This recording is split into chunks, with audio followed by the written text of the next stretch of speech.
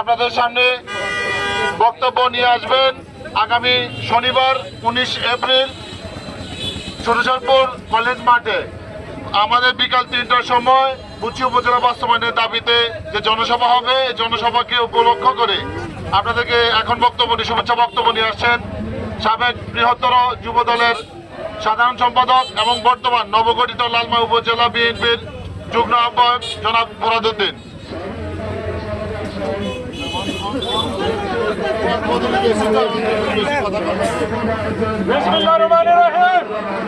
আসসালামু আলাইকুম ওয়া রাহমাতুল্লাহ। প্রিয় এলাকাবাসী, আপনারা জানেন আগামী শনিবার বিকেল 3টার সময় ঐতিহ্যবাহী বচ্চিবাজার হাই স্কুল মাঠে আমাদের নেতা জননেতা জনাব মনিরুল হক চৌধুরী সাহেব একটি মিটিং ডিক্লেয়ার করেছেন।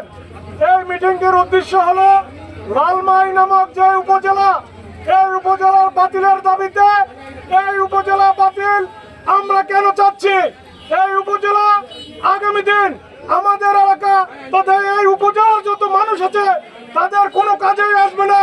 এই জন্য আমাদের নেতা এই নিয়ে বিস্তারিত বক্তব্য রাখবেন আগামী শনিবার বিকাল 3টার সময় উক্ত জনসভায় সবাইকে উপস্থিত থেকে আমরা আজকেও দেখেছি, আজকে আমাদের মিছিলে অনেকে আপনারা পাশে দাঁড়িয়ে আছেন, মিছিলে অংশগ্রহণ করেন নাই। এই উপজেলা কিন্তু আমরা কোনো দলের জন্য নয়, কোনো ব্যক্তির জন্য নয়, আমাদের এই এলাকাটাকে জন্য এই দাবি নিয়ে আমরা মাঠে নেমেছি।